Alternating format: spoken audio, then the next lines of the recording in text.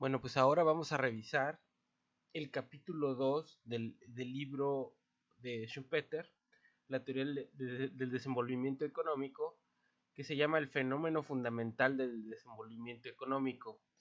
Aquí lo que va a hacer Schumpeter, este es un artículo, un capítulo, yo creo que seminal en el análisis del cambio económico o de la innovación, principalmente porque aquí define el concepto de innovación y las fuentes de cambio en la economía. Por esa parte es interesante revisarlo, además del concepto de empresario para Schumpeter. Entonces, vamos a entrarle al capítulo. Va a empezar con una crítica a lo que él denomina la corriente circular, que es una forma de reproducción eh, este, um, sin cambio, es una forma de reproducción, eh, ¿cómo se dice? Estática. Entonces, aquí va a caber en esta explicación de la corriente circular, que es el capítulo 1 y que no lo vamos a leer, pero ahí cabe la explicación del modelo neoclásico, o sea, un modelo que es estático y en el que se reproduce cada tiempo de la misma forma, sin un cambio, sin innovación. Entonces, esa es la parte interesante. Él va a romper con esa corriente circular y va a decir que la realidad económica es una realidad de constante cambio y por lo tanto de constante incertidumbre. Entonces vamos a empezarle con la lectura de Schumpeter.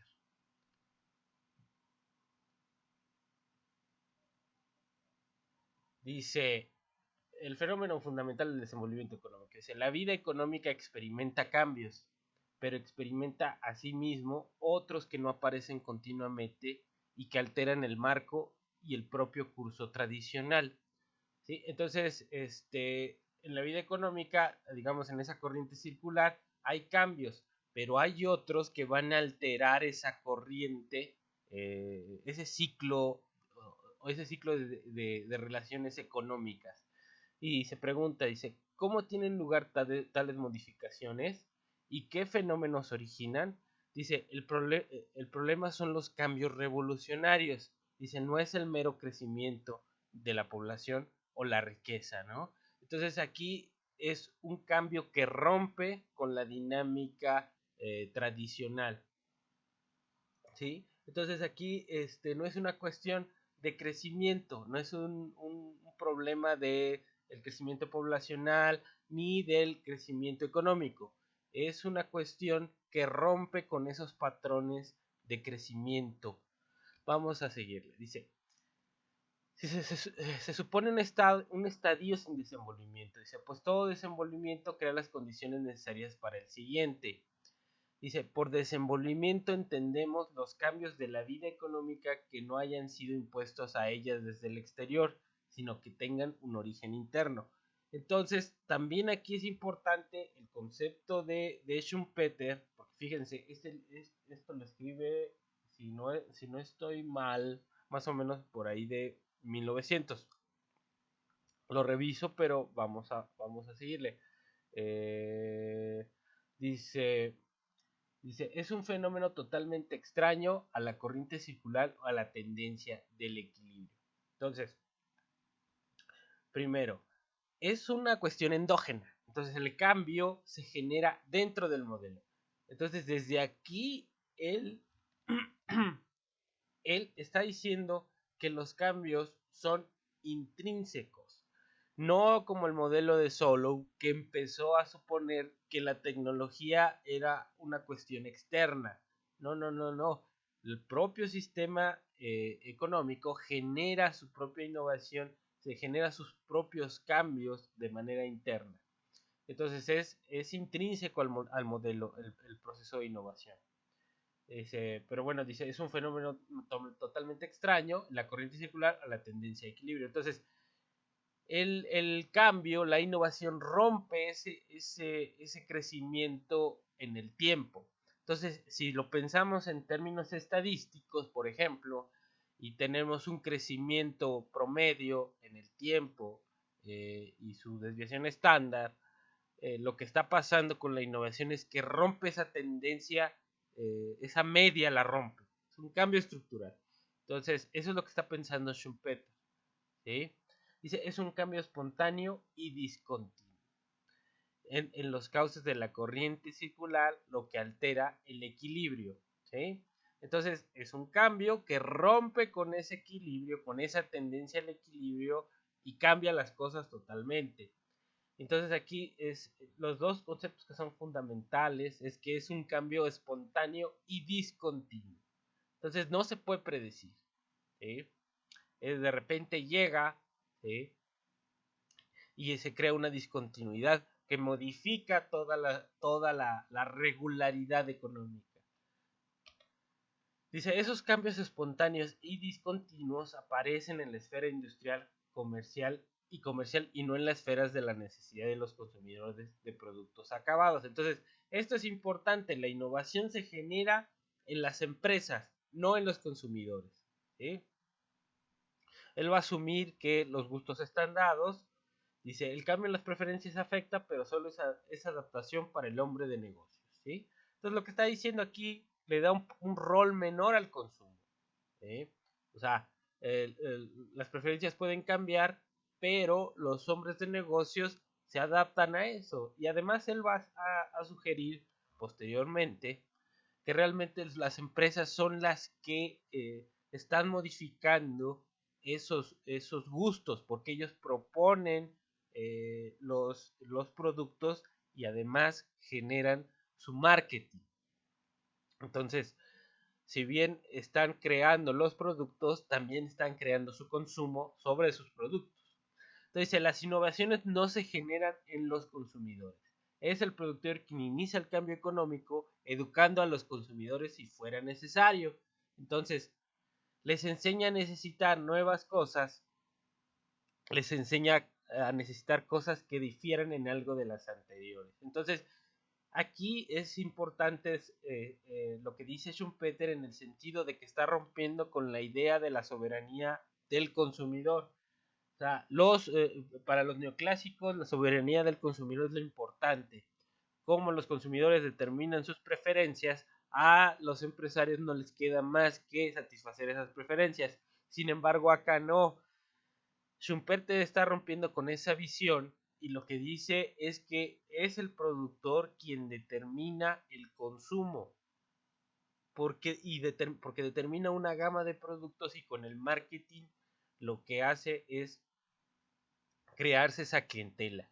¿Sí? Entonces por eso es importante, les enseña a necesitar nuevas cosas. Entonces está creando necesidades, les enseña a necesitar cosas que difieren algo de las anteriores cuando hace la innovación incremental. Estábamos hablando en el otro video del iPhone, ¿sí era el iPhone? Sí, sí, del iPhone, que ahorita ya tiene 5 cámaras o 30 cámaras. Entonces, el productor nos está diciendo hacia dónde va el cambio y uno decide consumir o no. Pero en la mayoría de los casos, los que son ya leales a la marca, pues compran el teléfono. ¿Eh? No porque tenga más cámaras o lo que sea, sino porque es el nuevo y porque es una cuestión tal vez hasta de estatus o de grupo. Entonces vamos a seguirle. Dice, producir significa combinar materiales y fuerzas que se hallan a nuestro alcance. Entonces dice, producir otras cosas o las mismas por métodos distintos significa combinar en forma diferente dichos materiales y fuerzas. Entonces aquí lleva a un concepto de lo que es la innovación. La innovación significa una forma de combinar los factores de la producción. Y es lo que está diciendo aquí en estas dos líneas. Dice, mientras exista una nueva combinación, por el ajuste constante a pasos pequeños existe un cambio y crecimiento, pero no es desenvolvimiento. Lo que les comentaba, ¿no? Cuando es un cambio que no rompe con la forma de hacer las cosas, es una innovación incremental.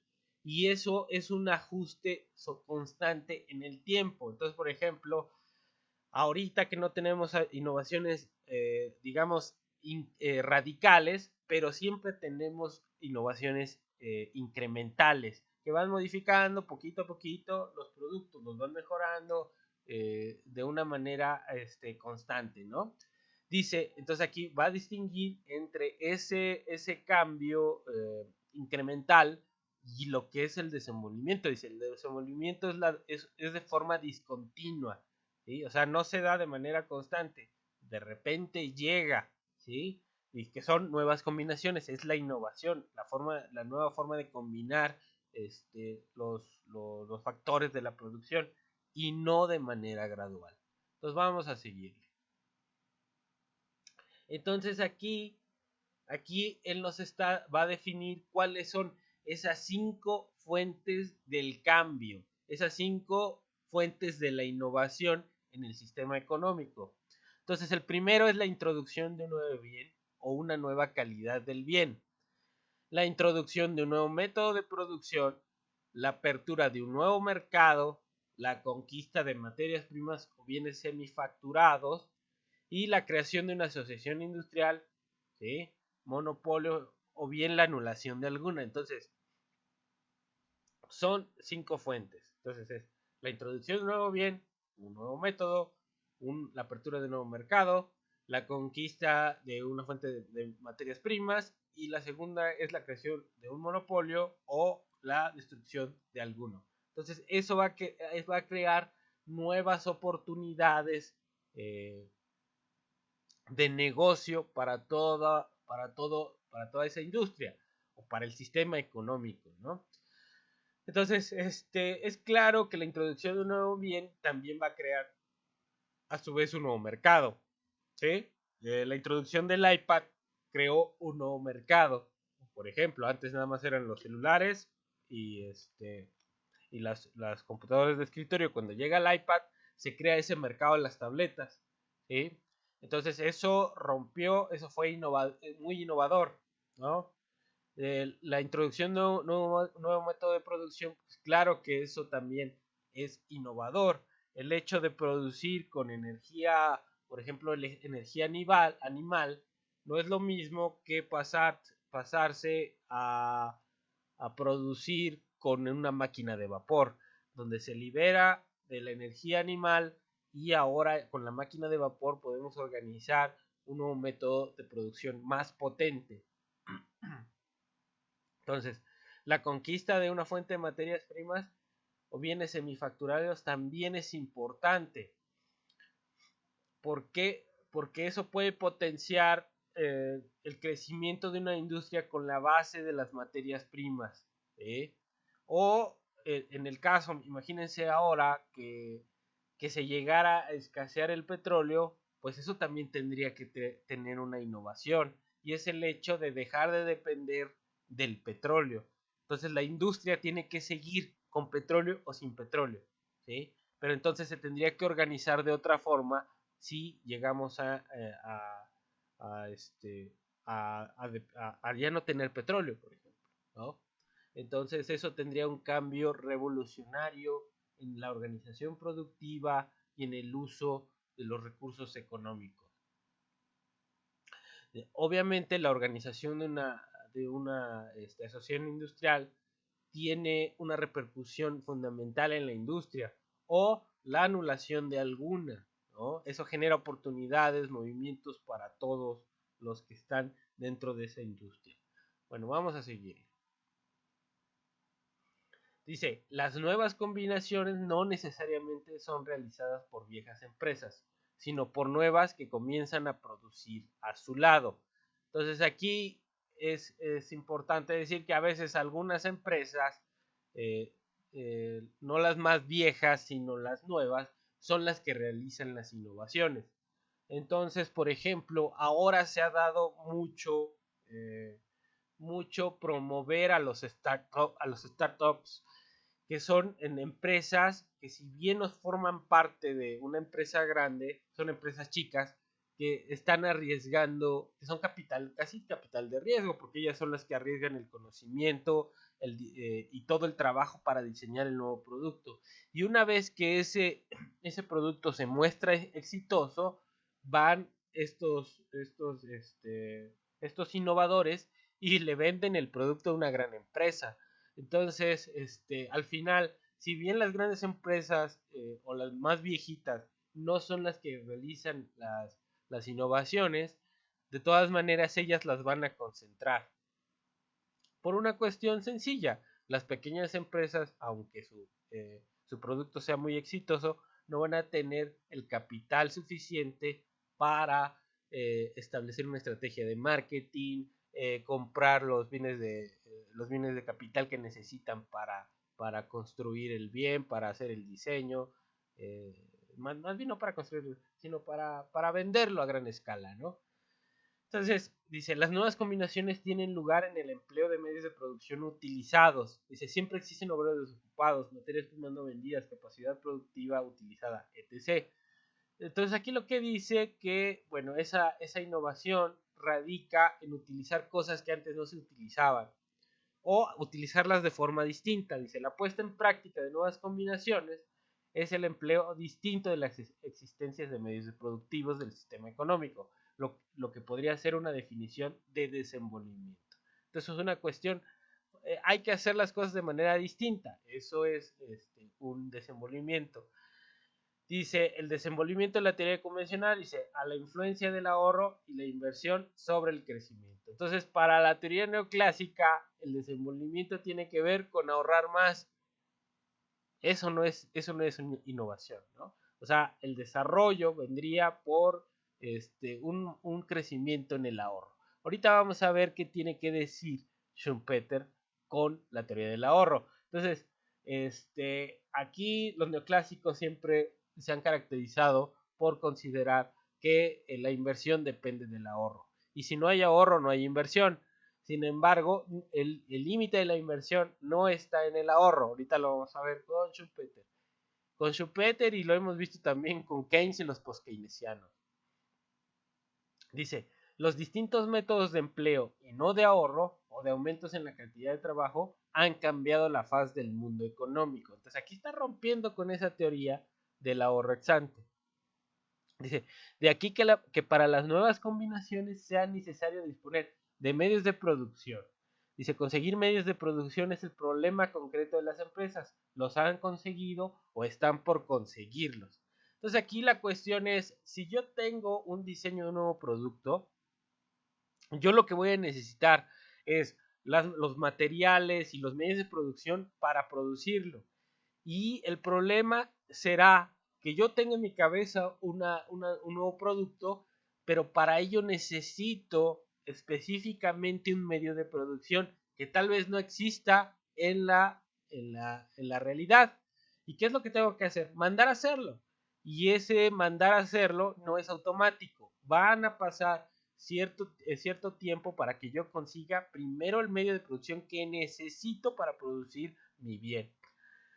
Y en eso es ensayo y error, porque yo puedo mandarlo a hacer por alguien que haga medios de producción y tal vez cuando regrese conmigo no era como yo lo necesitaba, entonces voy a tener que mandar a modificar hasta que cumpla con lo que yo requiero para producir lo que estoy concibiendo. Entonces es algo no automático, sino que es un proceso de ensayo y error.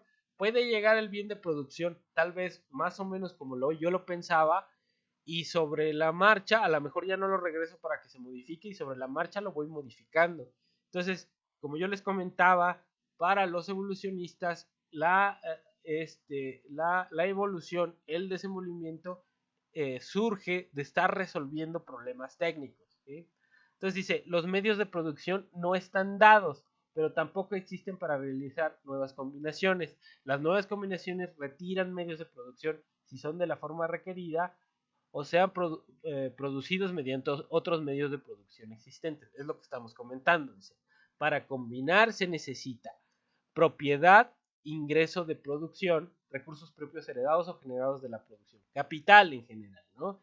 Y dinero, ¿sí? crédito, dice, el talento de la vida económica cabalga hacia el éxito sobre el corcel de sus deudas. Fíjense aquí esta frase fundamental de Schumpeter, ¿no? La vida económica cabalga sobre las deudas. Entonces, lo importante aquí entender, ahorita vamos a ver el papel que tiene el crédito para Schumpeter. Y sigue rompiendo con esa visión del ahorro ex ante.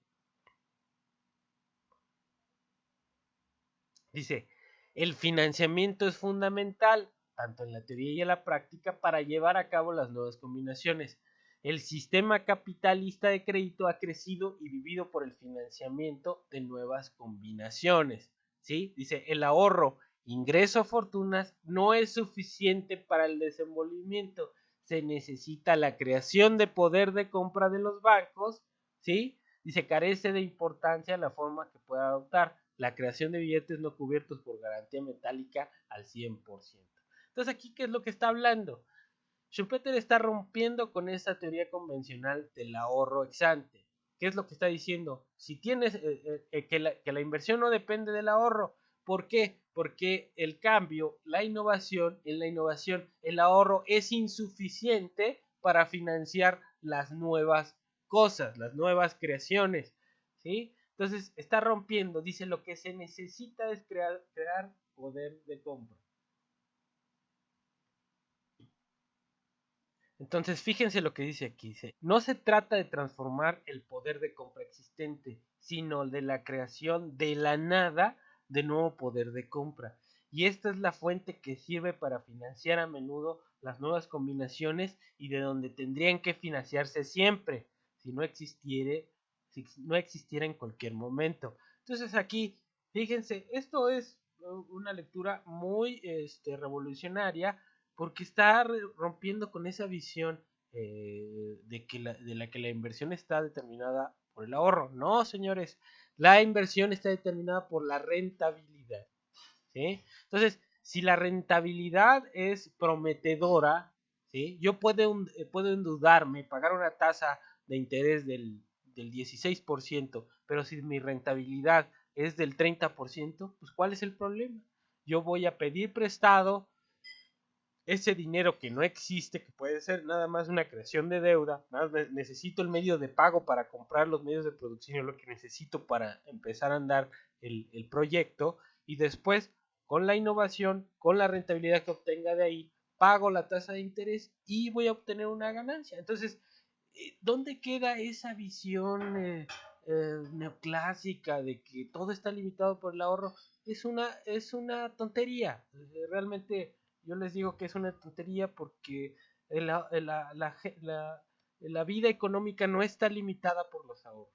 Ni siquiera el sistema bancario está limitado por los ahorros. Y por ejemplo aquí, regresando a lo que es Stiglitz, ahí Stiglitz siempre está considerando que la creación de crédito está determinada o limitada por el multiplicador de los depósitos. Y es ahí donde se rompe, o sea, hay que romper con eso porque los ahorros no tienen ningún papel en la creación de poder de compra, en el crédito. Vamos a seguir. Dice, los ahorros crédito, dice, son una especie de certificado por la producción acabada y el aumento del producto social. Dice, estos medios de pago, los pagos bancarios, son órdenes de pago mediante las cuales se puede adquirir bienes de consumo, pero no son certificados de producción previa, sino será después de la feliz realización de las nuevas combinaciones. Entonces aquí está hablando de eso, o sea, hay crédito que puede depender del ahorro, pero dice, estos ahorros vienen de producciones previas, de ingresos previos, son como las ganancias retenidas, ¿no? Entonces, por ejemplo, hay empresas que en determinado momento deciden no invertir más porque no tienen rentabilidad y esa rentabilidad, esas ganancias retenidas que tienen, las pueden recircular en forma de ahorros al sistema económico y van a ser usados esos ahorros por otras empresas que sí tienen un proyecto rentable. Pero insisto, lo que dice Schumpeter es que eso no es suficiente para detonar un proceso de innovación. Entonces, el banquero es productor más que intermediario de poder de compra. Entonces, está rompiendo con esa visión tradicional del papel de la banca. Dice, si bien cuando no exista una autoridad central que dirija el proceso social, hace posible la realización de nuevas combinaciones y aparece como si autorizara a los hombres de negocios a realizarlas. Entonces, aquí le da un papel muy fuerte a la creación de dinero de la nada, ¿sí? Entonces, tres elementos del desenvolvimiento: la nueva combinación, el crédito y la empresa. Entonces, son esas tres partes fundamentales, ¿sí?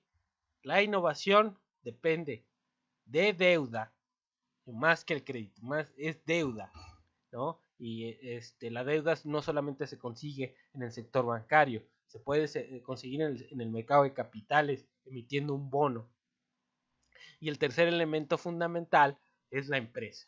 Entonces dice, la empresa es la realización de las nuevas combinaciones y los empresarios son los individuos encargados de dirigir dicha realización.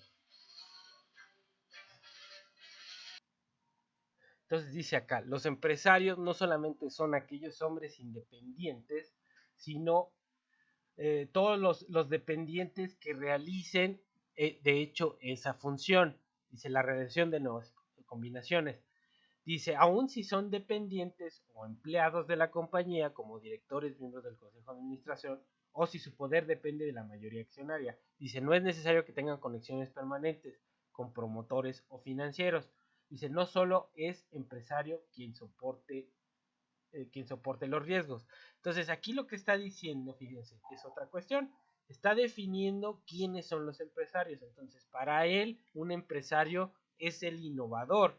Y no necesariamente es el administrador. Puede ser alguien dentro de la empresa quien tenga esa idea y que la emprenda. ¿Sí? Entonces, es importante decir, diferenciar lo que van a hacer los empresarios de lo que son simples administradores. Para Schumpeter, los empresarios son los innovadores. Entonces, vamos a seguirle. Dice, fíjese aquí citando a Jean-Baptiste Say, la función del empresario es la de combinar los factores de la producción. Entonces, es la de innovar.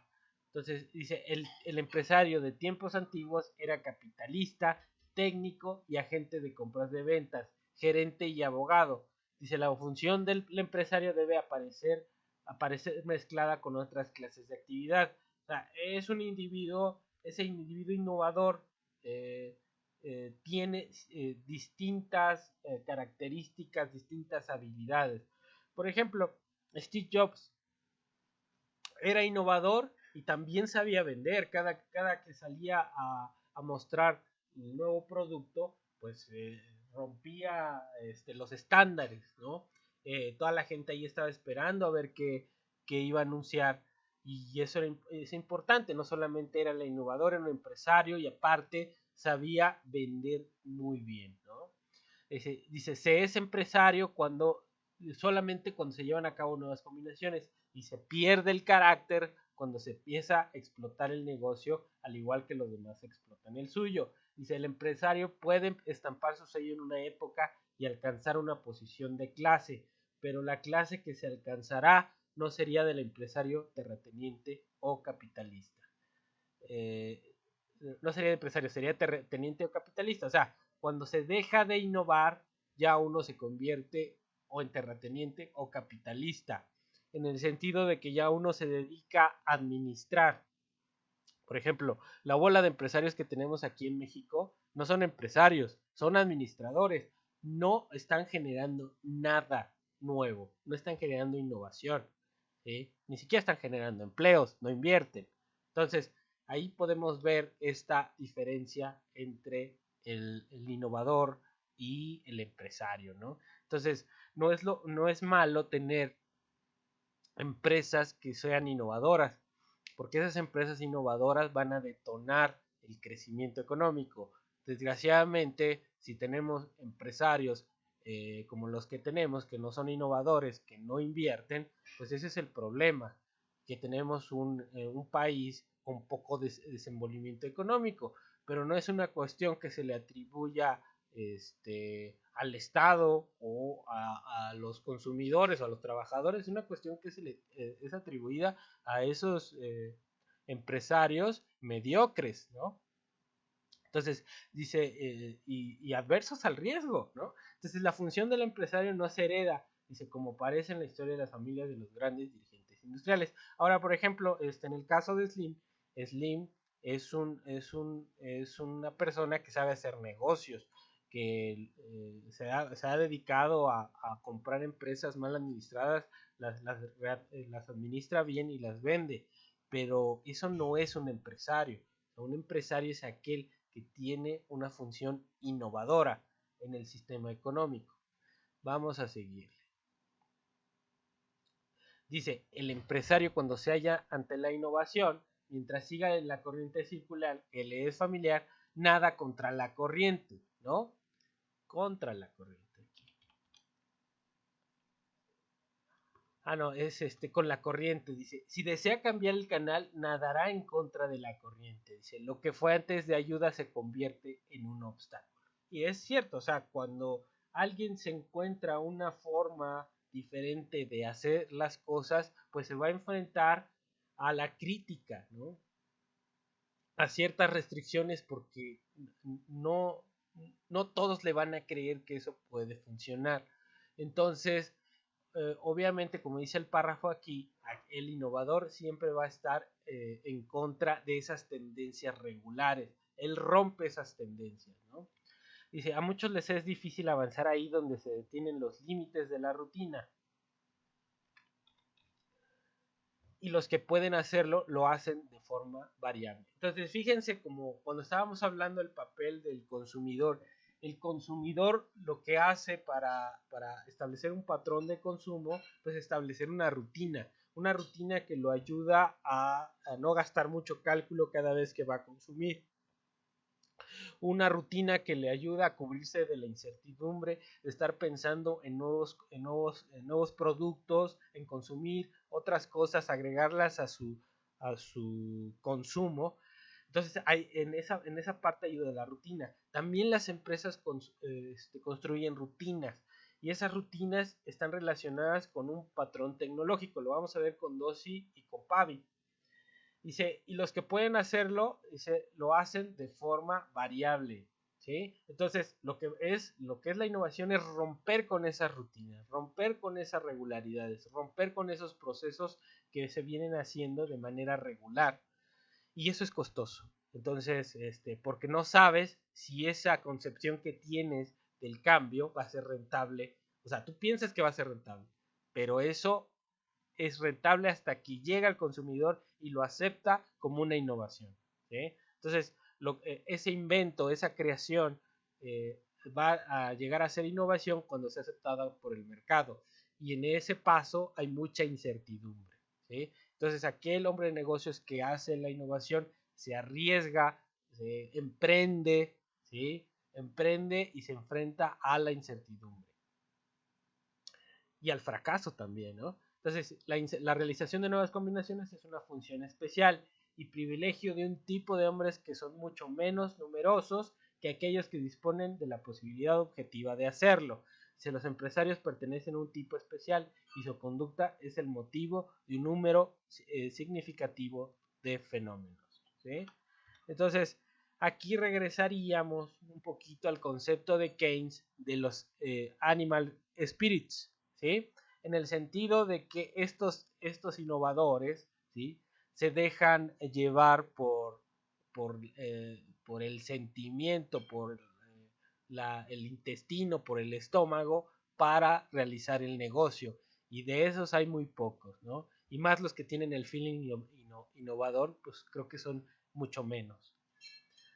Dice tres partes de la exposición. Dice la corriente circular o equilibrio versus la alteración de la rutina económica. La estática versus la dinámica. Los gerentes versus los empresarios. Dice el mejor método de producción es el más ventajoso. probado empíricamente y que se haya hecho familiar, pero no es el mejor de los posibles en el momento. Claro que no. Lo que está diciendo aquí Schumpeter es que, por ejemplo, en el transcurso de la historia industrial o económica, las empresas pueden optar por una cierta tecnología y una forma de producción, pero eso no quiere decir que esa sea la mejor, ¿sí? Entonces, es lo que se está planteando acá. Vamos a seguir. Dice, el cambio versus la rutina. Dice, todo hábito y conocimiento se enraiza. Claro que se enraiza porque es una forma que te ahorra a hacer las cosas y cada vez que la vas haciendo y la repites, la vas perfeccionando, pero a lo mejor hay otra forma de hacer las cosas mejor. Pero una vez que ya se estableció una forma de producción, un proceso productivo, pues se establece una rutina y eso se enraiza, ¿sí? Y se no requiere renovarse ni reproducirse de forma consciente, sino que se reproduce de forma subconsciente. Mientras haya rentabilidad, por ejemplo, cuando yo les planteaba de la industria textil que no invirtió en nuevas maquinarias, pues lo que está hablando es de esa rutina. Mientras eso les daba ganancia, pues no había necesidad de hacer un cambio. Dice, por lo que todo paso fuera de los límites de la rutina tiene dificultades y contiene un elemento que constituye el fenómeno del liderazgo. Claro, o sea, romper esa rutina, ¿sí? Implica es aventarse al vacío y eso tienen que hacerlo los que son líderes, ¿no? Entonces, va a plantear aquí las dificultades del cambio. Dice, el individuo carece de los datos necesarios para adoptar sus decisiones. Hay cosas que permanecen en la incertidumbre y otras que son previsibles dentro de ciertos límites y otras solo pueden quizá ser adivinadas. Y esto es cierto para los datos que el individuo pretende variar y creer.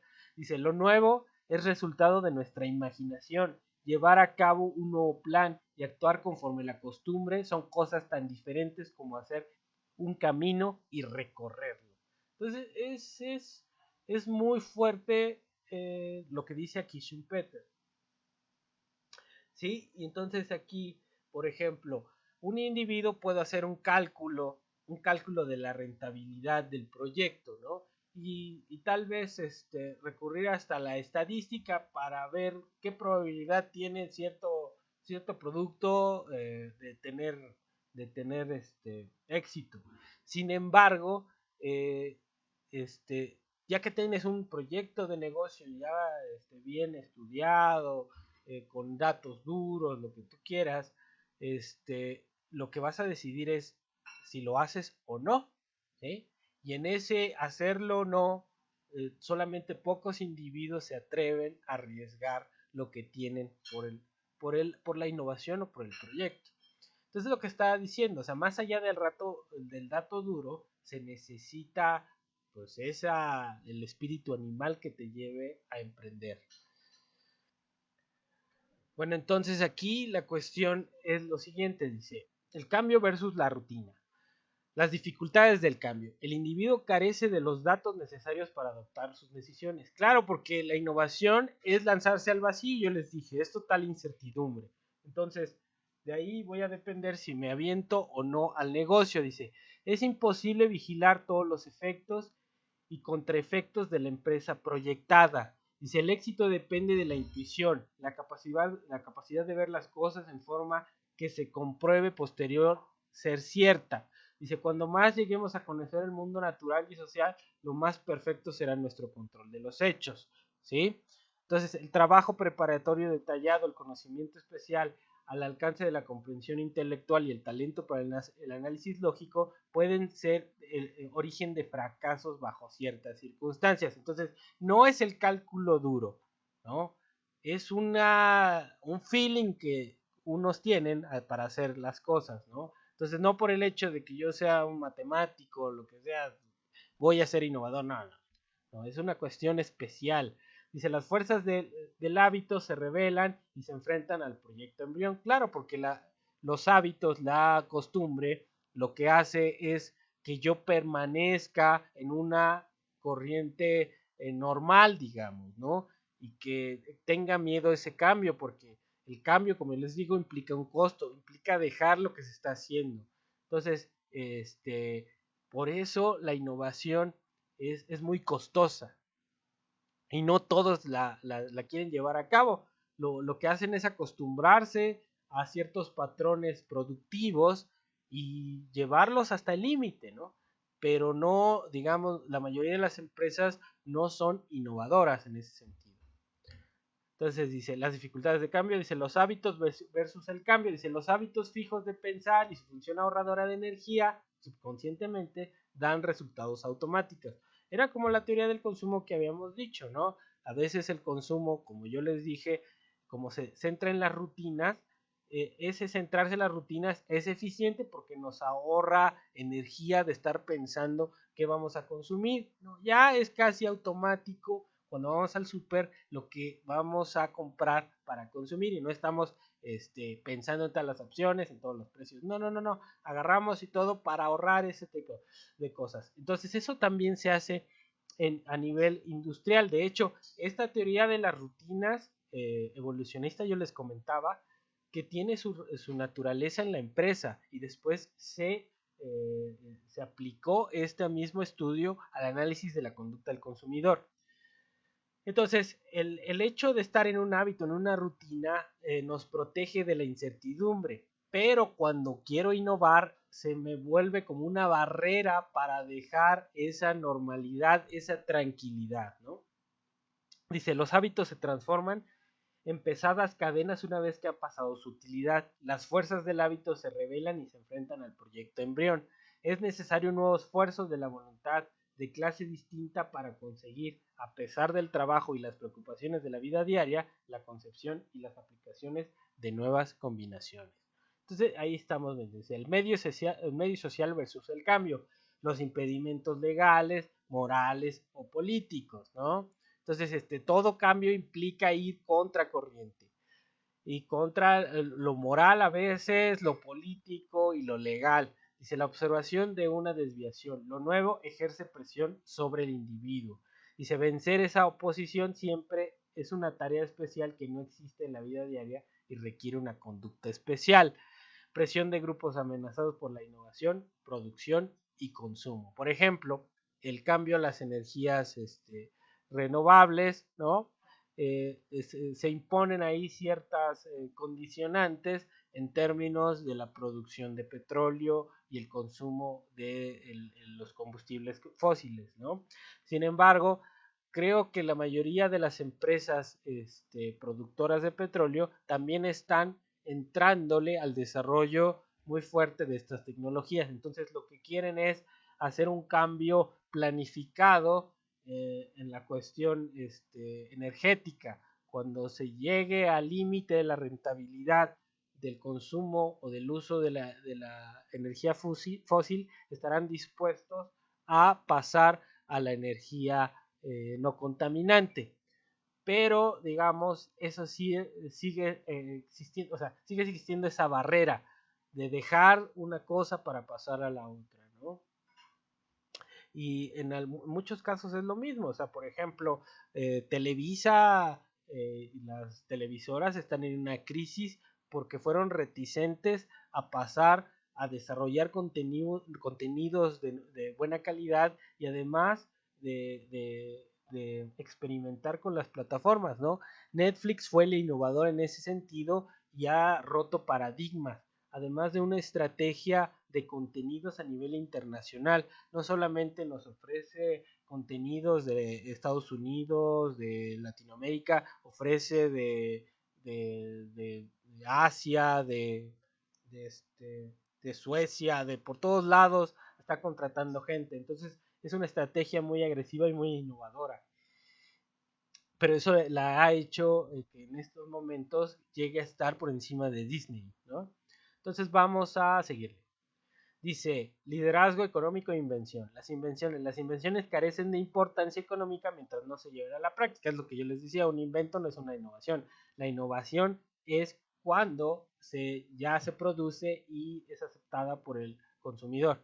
Dice, no es aconsejable conceder demasiada importancia a las invenciones, tal como lo hacen muchos tratadistas.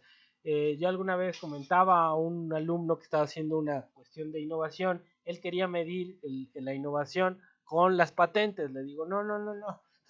Hay patentes que nunca van a hacer negocio, entonces no puede ser una medida de la innovación la creación de patentes, ¿no? Entonces, el liderazgo, dice, la aplicación de cualquier mejora es una tarea diferente de su invención, ¿sí? Dice, el liderazgo es como Steve Jobs, tú puedes sacar el producto muy innovador, pero si no lo sabes vender, no sabes ser un líder para colocarlo en el mercado, pues igual y no tiene éxito, ¿no? Entonces, cada vez que él salía, pues casi la gente compraba la cosa esa porque él salía, ¿no? Porque él, cómo lo vendía. No quiere decir que no tenga calidad, no, claro que tenía una calidad, pero el hecho de que él saliera y lo mostrara y lo vendiera era lo que era una parte fundamental del éxito del producto. Dice, liderazgo del empresario y se conduce a los medios de producción a nuevos caminos, dice, pero no lo hace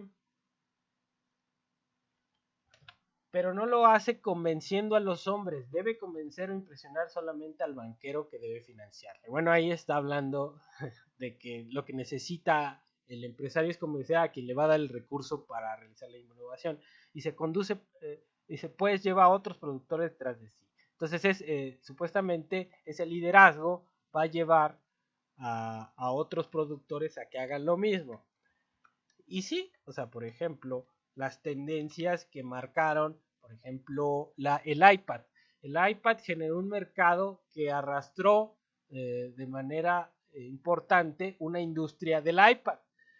Y ahorita, ¿qué es lo que estamos viendo? Que ese liderazgo, por ejemplo, que siempre ha llevado Apple, ahorita se está viendo este, eh, rebasado por la innovación de China.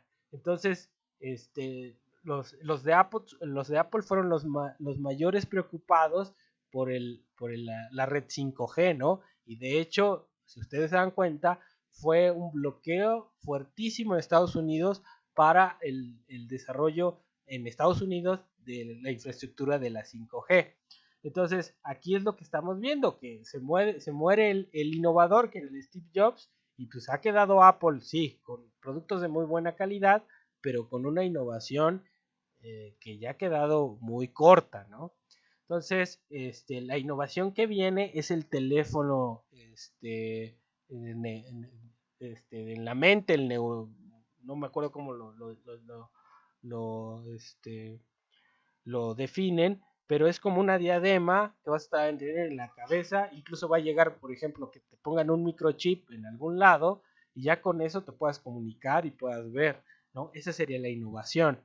Entonces, vamos a ver cómo va la cosa de la innovación, pero es interesante pensar en todas las alternativas que pueden estar disponibles en el mundo. Dice, conducta, racionalidad consciente e inconsciente. Dice, cuando entra la motivación, el problema se complica. Dice, la elección individual está limitada por los hábitos y las convenciones sociales. Dice, las necesidades deben de ser tomadas con referencia al grupo en que se piensa el individuo a decidir su acción. Existe por ello muy poca racionalidad consciente y mucho menos hedonismo, egoísmo individual. Dice, racionalidad consciente es más puesta en práctica en planes nuevos que en una mera rutina de negocio establecido. Existe una ruptura con la tradición para crear una nueva. El empresario es irracional desde el punto de vista hedonista. ¿Sí? ¿Por qué? Porque se arriesga, se avienta al abismo, no considerando las pérdidas y lo que ustedes gusten. Entonces, en ese sentido, el empresario sería estaría en contra de la teoría neoclásica de la racionalidad. La racional en ese sentido, de maximización. Cuando vas a hacer innovación, pues no sabes si vas a maximizar o no. Entonces es irracional porque puedes perder todo.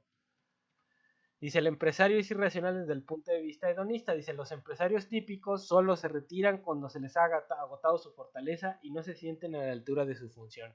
La actividad del tipo empresarial es indudablemente un obstáculo al goce hedonista de mercancías muy caras. La conducta que observamos en los individuos es irracional desde un punto de vista hedonista. Esto no prueba ausencia de motivaciones hedonistas, pero apunta a otra psicología de carácter no hedonista, indiferencia al gozo hedonístico del consumo conspicuo, por ejemplo. Motivos espirituales, o sea, a lo que se refiere aquí es que los innovadores, si bien, por ejemplo, son gente que podría ya dejar de trabajar y dedicarse, por ejemplo, a estar comprándose autos o administrar sus riquezas, no, lo que quieren es estar creando, ¿no? Entonces es un gozo por el gozo creador, le llaman. Entonces son motivos espirituales, políticos, voluntad de conquista, de tener éxito por el éxito mismo, del gozo creador, ¿no? Dice, nuestro tipo de hombre busca dificultades, encuentra su gozo en la aventura. Dice, este motivo es el más anti-hedonista. Entonces, esta lectura a mí me parece muy importante, es una lectura seminal para que entiendan ese concepto de innovación y lo que Schumpeter cree que es cómo rompe, primero, la cuestión de la innovación, cómo rompe con esa corriente circular, con la visión del ahorro ex ante y con la visión del empresario, ¿no? Entonces, para él el empresario es el innovador. Y entonces sería esto lo que vamos a discutir la próxima clase, las otras dos lecturas, y bueno, le dejo hasta aquí. Nos vemos.